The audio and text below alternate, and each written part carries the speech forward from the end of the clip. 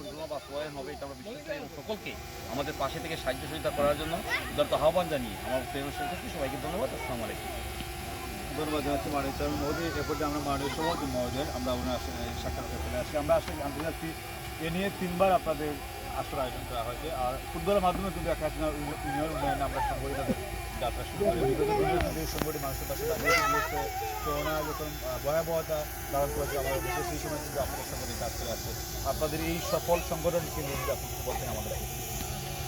ধন্যবাদ আপনাকে টিভি চ্যানেলকে। আমি আমার আমরা আজকের এই টুর্নামেন্টের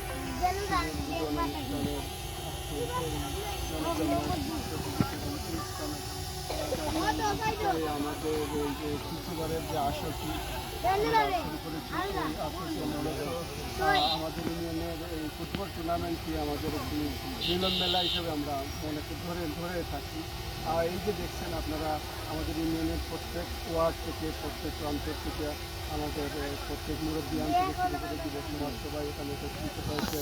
মেলার মতো একটি অনুষ্ঠান প্রতি বছর আমরা এখানে প্রচেষ্টা করে থাকি এবং এই অনুষ্ঠানটিকে এই টুর্নামেন্টটিকে ঘিরেই আমরা আমাদের পরিচালনা শুরু হয়েছিল।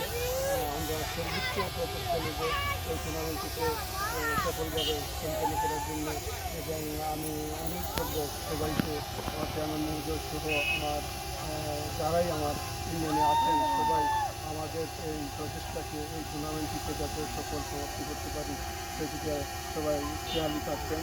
এবং আপনি যেটা বললেন একাডেমি ইউনিয়ন উন্নয়নে আমরা যে সংগঠনটি মূলত শুধু ফুটবল বা ক্রীড়া ক্ষেত্রেই নয়, আমরা এই ইউনিয়নের সার্বিক উন্নয়নে আমরা কাজ করে থাকি।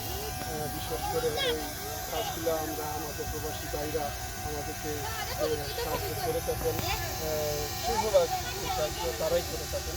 তাদের এই অনুদান দিয়েই আমরা কাজ করে থাকি।